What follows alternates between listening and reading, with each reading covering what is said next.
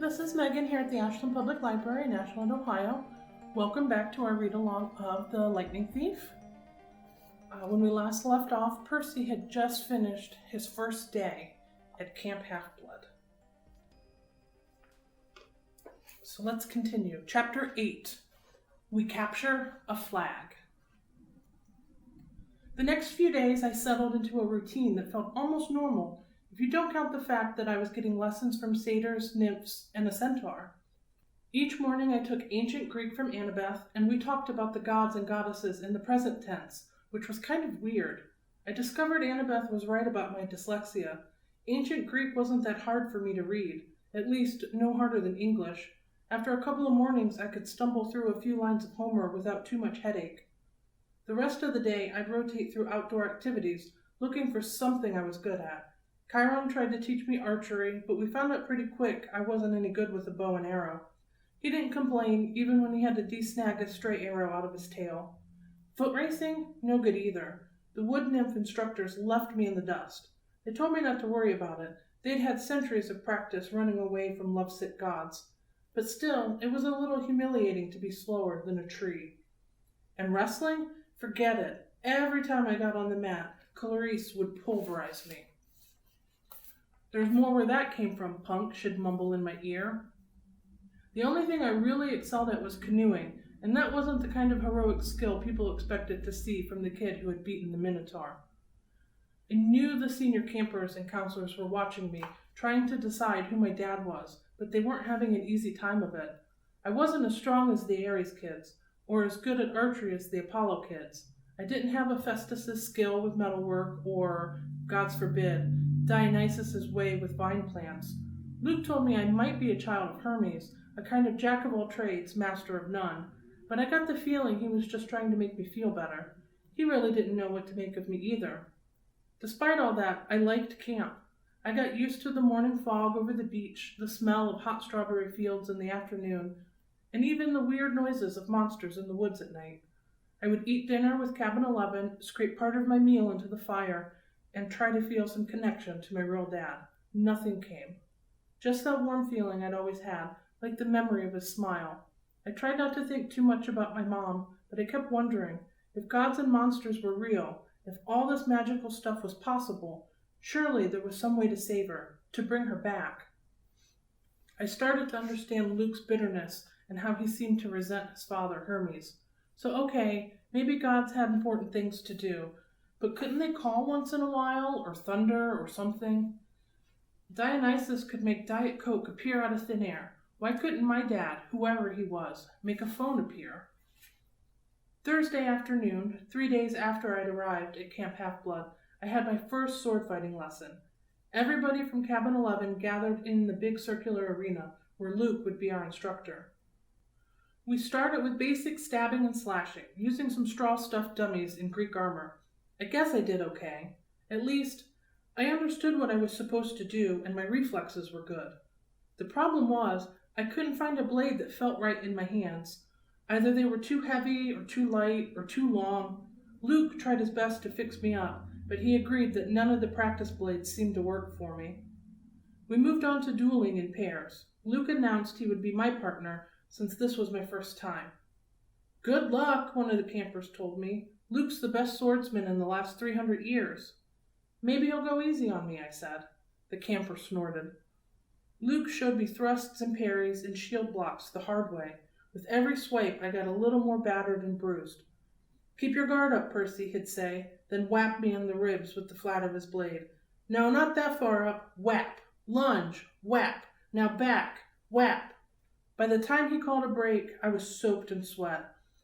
Everybody swarmed the drinks cooler. Luke poured ice water on his head, which looked like such a good idea I did the same. Instantly I felt better. Strength surged back into my arms. The sword didn't feel so awkward. Okay, everybody, circle up, Luke ordered. If Percy doesn't mind, I want to give you a little demo. Great, I thought. Let's all watch Percy get pounded. The Hermes guys gathered around. They were suppressing smiles. I figured they'd been in my shoes before and couldn't wait to see how Luke used me for a punching bag. He told everybody he was going to demonstrate a disarming technique, how to twist the enemy's blade with the flat of your own sword so that he had no choice but to drop his weapon. This is difficult, he stressed. I've had it used against me. No laughing at Percy now. Most swordsmen have to work years to master this technique. He demonstrated the move on me in slow motion. Sure enough, the sword clattered out of my hand. Now in real time, he said, after I'd retrieved my weapon, we keep sparring until one of us pulls it off. Ready, Percy? I nodded, and Luke came after me. Somehow I kept him from getting a shot at the hilt of my sword. My senses opened up. I saw his attacks coming. I countered. I stepped forward and tried a thrust of my own. Luke deflected it easily, but I saw a change in his face. His eyes narrowed, and he started to press me with more force. The sword grew heavy in my hand. The balance wasn't right. I knew it was only a matter of seconds before Luke took me down, so I figured, what the heck? I tried the disarming maneuver. My blade hit the base of Luke's, and I twisted, putting my whole weight into a downward thrust. Clang! Luke's sword rattled against the stones. The tip of my blade was an inch from his undefended chest. The other campers were silent. I lowered my sword. Sorry.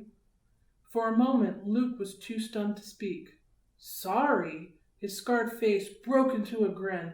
By the gods, Percy, why are you sorry? Show me that again. I didn't want to. The short burst of manic energy had completely abandoned me, but Luke insisted. This time, there was no contest. The moment our swords connected, Luke hit my hilt and sent my weapon skidding across the floor. After a long pause, somebody in the audience said, "Beginner's luck?" Luke wiped the sweat off his brow. He appraised at me with an entirely new interest. "Maybe," he said, "but I wonder what Percy could do with a balanced sword." Friday afternoon, I was sitting with Grover at the lake, resting from a near-death experience on the climbing wall. Grover had scampered to the top like a mountain goat, but the lava had almost gotten me. My shirt had smoking holes in it. The hairs had been singed off my forearms. We sat on the pier, watching the naiads do underwater basket weaving, until I got up the nerve to ask Grover how his conversation had gone with Mr. D. His face turned a sickly shade of yellow. "Fine," he said, "just great." "So your career's still on track?" He glanced at me nervously. "Chiron told you I want a searcher's license?" Well, no. I had no idea what a searcher's license was, but it didn't seem like the right time to ask.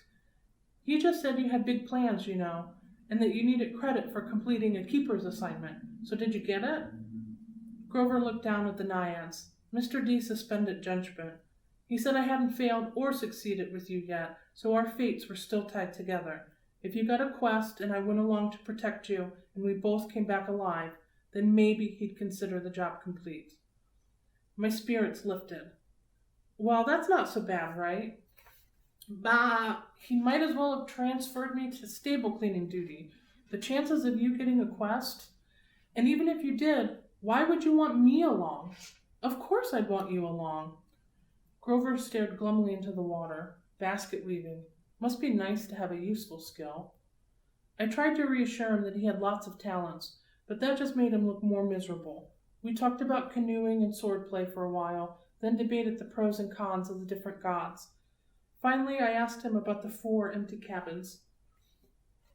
Number 8, the silver one, belongs to Artemis, he said. She vowed to be a maiden forever, so of course, no kids. The cabin is, honorary. If she didn't have one, she'd be mad. Yeah, okay, but the other 3, the ones at the end, are those the big 3? Grover tensed. We were getting close to a touchy subject. No, one of them, number 2, is Hera's, he said. That's another honorary thing. She's the goddess of marriage, so of course she wouldn't go around having affairs with mortals. That's her husband's job. When we say the big 3, we mean the 3 powerful brothers, the sons of Kronos. Zeus, Poseidon, Hades. Right. After the great battle with the Titans, they took over the world from their dad and drew lots to decide who got what. Zeus got the sky, I remembered. Poseidon the sea, Hades the underworld. Uh-huh. But Hades doesn't have a cabin here. No, he doesn't have a throne on Olympus either. He sort of does his own thing down in the underworld. If he did have a cabin here... Grover shuddered. Well, it wouldn't be pleasant. Let's leave it at that. But Zeus and Poseidon, they both had like a bazillion kids in the myths. Why are their cabins empty? Grover shifted his hooves uncomfortably. About 60 years ago, after World War II, the Big Three agreed they wouldn't sire any more heroes. Their children were just too powerful. They were affecting the course of human events too much, causing too much carnage. World War II, that was basically a fight between the sons of Zeus and Poseidon on one side and the sons of Hades on the other. The winning side, Zeus and Poseidon, made Hades swear an oath with them, no more affairs with mortal women. They all swore on the river Styx. Thunder boomed. I said, "That's the most serious oath you can make." Grover nodded. "And the brothers kept their word? No kids?" Grover's face darkened. 17 years ago, Zeus fell off the wagon. There was this TV starlet with big, fluffy 80s hairdo, and he just couldn't help himself. When their child was born, a little girl named Thalia, well, the river Styx is serious about promises. Zeus himself got off easy because he's immortal, but he brought a terrible fate on his daughter. "But that isn't fair. It wasn't the little girl's fault." Grover hesitated. "Percy, children of the Big Three have powers greater than other half-bloods. They have a strong aura, a scent that attracts monsters. When Hades found out about the girl, he wasn't too happy about Zeus breaking his oath. Hades let the worst monsters out of Tartarus to torment Thalia. A satyr was assigned to be her keeper when she was 12, but there was nothing he could do. He tried to escort her here with a couple of other half-bloods she'd befriended. They almost made it. They got all the way to the top of that hill." He pointed across the valley to the pine tree where I fought the Minotaur. "All three kindly ones were after them, along with a horde of hellhounds. They were about to be overrun when Thalia told her satyr to take the other two half-bloods to safety while she held off the monsters. She was wounded and tired and didn't want to live like a hunted animal. The satyr didn't want to leave her, but he couldn't change her mind, and he had to protect the others. So Thalia made her final stand alone at the top of that hill. As she died, Zeus took pity on her. He turned her into that pine tree. Her spirit still helps protect the borders of the valley. That is why the hill is called Half-Blood Hill." I stared at the pine tree in the distance. The story made me feel hollow, and guilty too. A girl my age had sacrificed herself to save her friends. She had faced a whole army of monsters. Next to that, my victory over the Minotaur didn't seem like much. I wondered, if I'd acted differently, could I have saved my mother? "Grover," I said, "have heroes really gone on quests to the underworld?" "Sometimes," he said. "Orpheus, Hercules, Houdini." "And have they ever returned somebody from the dead?" "No, never." "Orpheus came close." "Percy, you're not seriously thinking." "No," I lied. "I was just wondering." "So, a satyr is always assigned to guard a demigod?" Grover studied me warily. I hadn't persuaded him that I'd really dropped the underworld idea. "Not always. We go undercover to a lot of schools. We try to sniff out the half-bloods who have the makings of great heroes. If we find one with a very strong aura, like a child of the Big Three, we alert Chiron. He tries to keep an eye on them since they could cause really huge problems." "And you found me. Chiron said you thought I might be something special." Grover looked as if I'd just let him into a trap. "I didn't—" "Oh, listen, don't think like that. If you were, you'd never, ever be allowed a quest, and I'd never get my license. You're probably a child of Hermes, or maybe even one of the minor gods like Nemesis, the god of revenge. Don't worry, okay?" I got the idea he was reassuring himself more than me. That night after dinner, there was a lot more excitement than usual. At last, it was time for Capture the Flag. When the plates were cleared away, the conch horn sounded, and we all stood at our tables. Campers yelled and cheered as Annabeth and two of her siblings ran into the pavilion carrying a silk banner. It was about 10 feet long, glistening gray with the painting of a barn owl above an olive tree. From the opposite side of the pavilion, Clarice and her buddies ran in with another banner of identical size, but gaudy red, painted with a bloody spear and a boar's head. I turned to Luke and yelled over the noise, "Those are the flags?" "Yeah." "Ares and Athena always lead the teams?" "Not always," he said, "but often." "So if another cabin captures one, what do? Repaint the flag?" He grinned. You'll see. First we have to get one. Whose side are we on? He gave me a sly look as if he knew something I didn't. The scar on his face made him look almost evil in the torchlight. We've made a temporary alliance with Athena. Tonight we get the flag from Ares, and you are going to help. The teams were announced. Athena had made an alliance with Apollo and Hermes, the two biggest cabins. Apparently privileges had been traded, shower times, chore schedules, the best slots for activities, in order to win support. Ares had allied themselves with everybody else, Dionysus, Demeter, Aphrodite, and Hephaestus. From what I'd seen, Dionysus's kids were actually good athletes, but there were only two of them. Demeter's kids had the edge with nature skills and outdoor stuff, but they weren't very aggressive. Aphrodite's sons and daughters I wasn't too worried about. They mostly sat out every activity and checked their reflections in the lake and did their hair and gossiped. Hephaestus's kids weren't pretty, and there were only 4 of them, but they were big and burly from working in the metal shop all day. They might be a problem. That, of course, left Ares' cabin. A dozen of the biggest, ugliest, meanest kids on Long Island or anywhere else on the planet. Chiron hammered his hoof on the marble. Heroes, he announced. You know the rules. The creek is the boundary line. The entire forest is fair game. All magic items are allowed. The banner must be prominently displayed and have no more than 2 guards. Prisoners may be disarmed, but may not be bound or gagged. No killing or maiming is allowed. I will serve as referee and battlefield medic. Arm yourselves. He spread his hands, and the tables were suddenly covered with equipment. Helmets, bronze swords, spears, oxhide shields coated in metal. Whoa, I said. We're really supposed to use these? Luke looked at me as if I were crazy. Unless you want to get skewered by your friends in Cabin 5. Here, Chiron thought these would fit. You'll be on border patrol. My shield was the size of an NBA backboard with a big catechus in the middle. It weighed about 1,000,000 pounds. I could have snowboarded on it fine, but I hope nobody seriously expected me to run fast. My helmet, like all the helmets on Athena's side, had a blue horsehair plume on top. Ares and their allies had red plumes. Annabeth yelled, "Blue team, forward!" We cheered and shook our swords and followed her down the path to the south woods.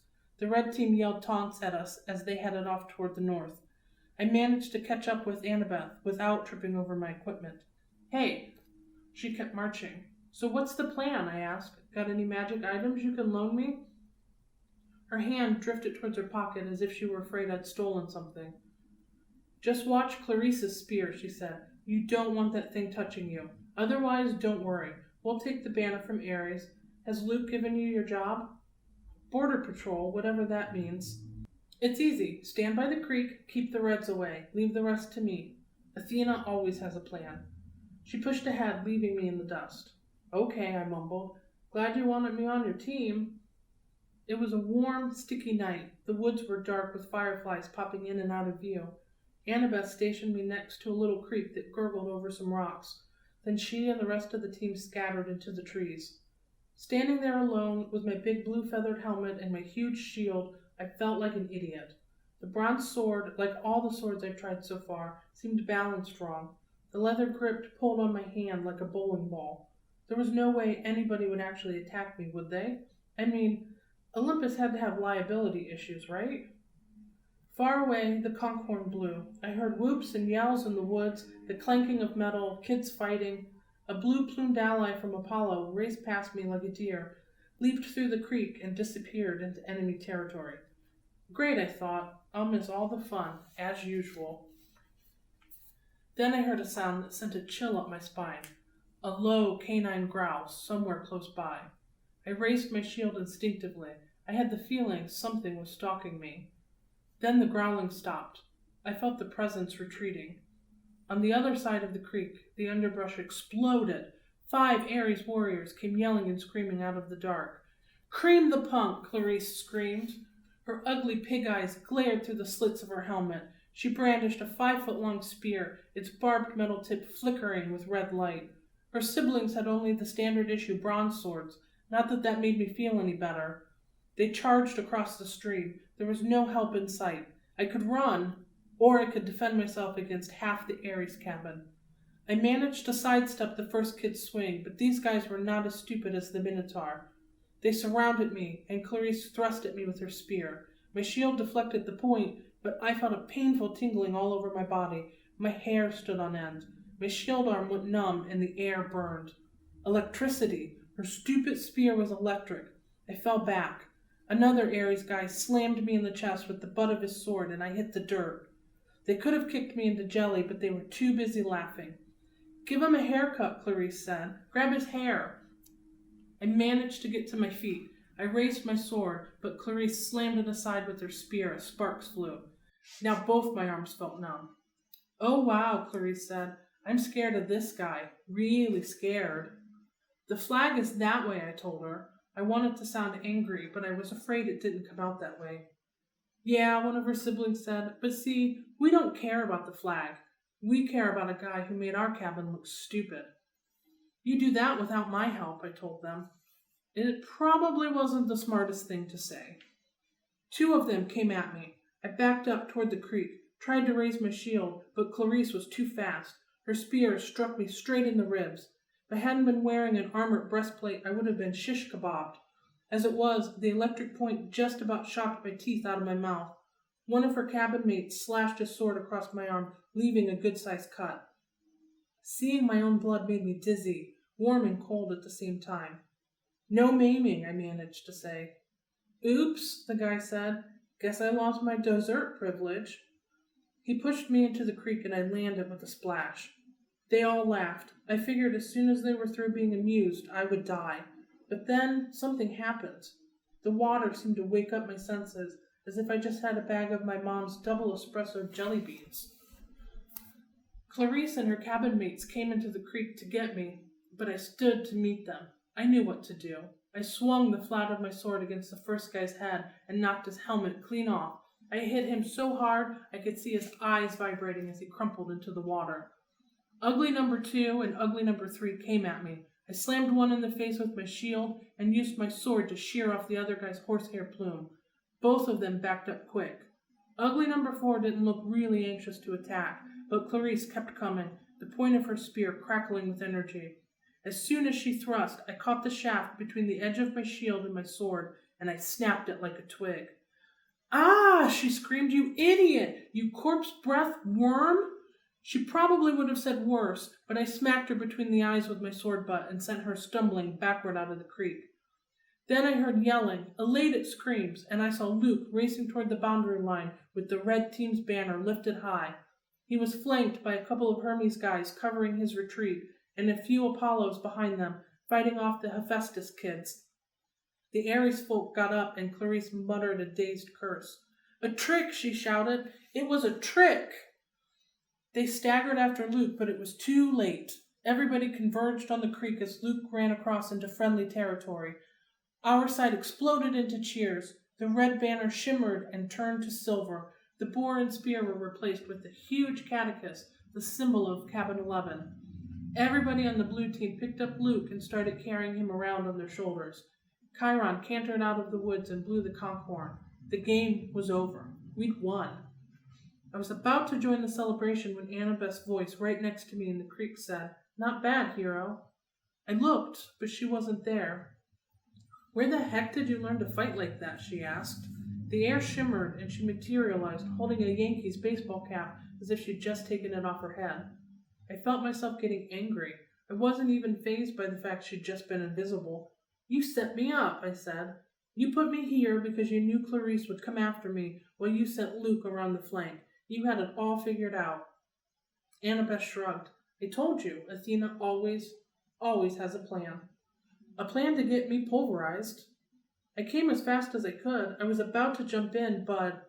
She shrugged. "You didn't need help." Then she noticed my wounded arm. "How did you do that?" "Sword cut," I said. "What do you think?" No, it was a sword cut. Look at it. The blood was gone. Where the huge cut had been, there was a long white scratch, and even that was fading. As I watched, it turned into a small scar and disappeared.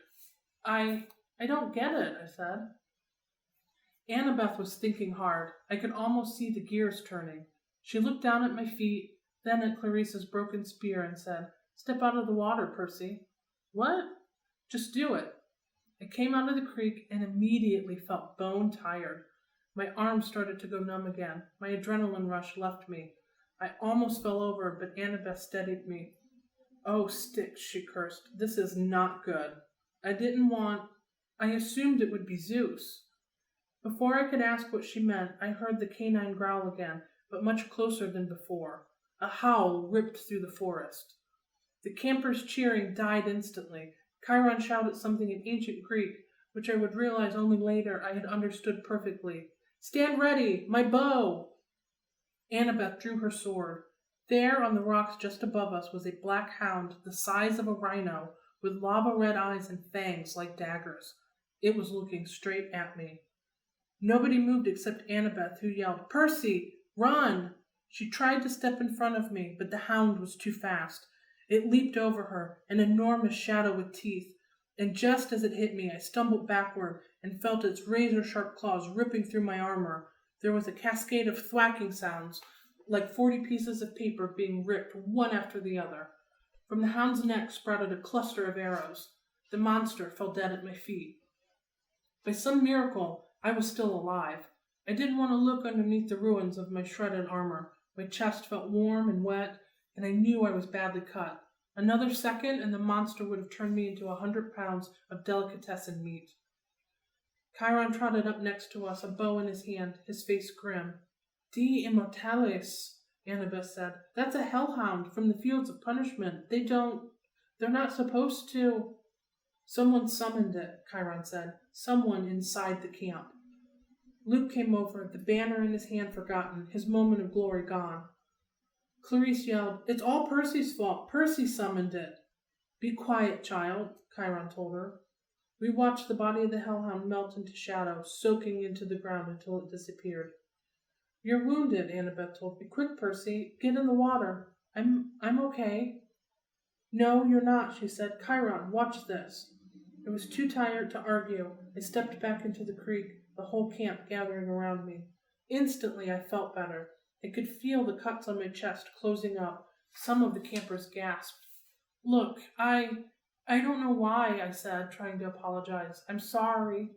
But they weren't watching my wounds heal. They were staring at something above my head. "Percy," Annabeth said, pointing. By the time I looked up, the sign was already fading, but I could still make out the hologram of green light spinning and gleaming. A 3-tipped spear, a trident. "Your father," Annabeth murmured. "This is really not good." "It is determined," Chiron announced. All around me, campers started kneeling, even the Ares cabin, though they didn't look happy about it. "My father?" I asked, completely bewildered. "Poseidon," said Chiron. "Earthshaker, Stormbringer, father of horses. Hail, Percy Jackson, son of the sea god." And that is the end of Chapter 8. So join us next time for Chapter 9. I am offered a quest.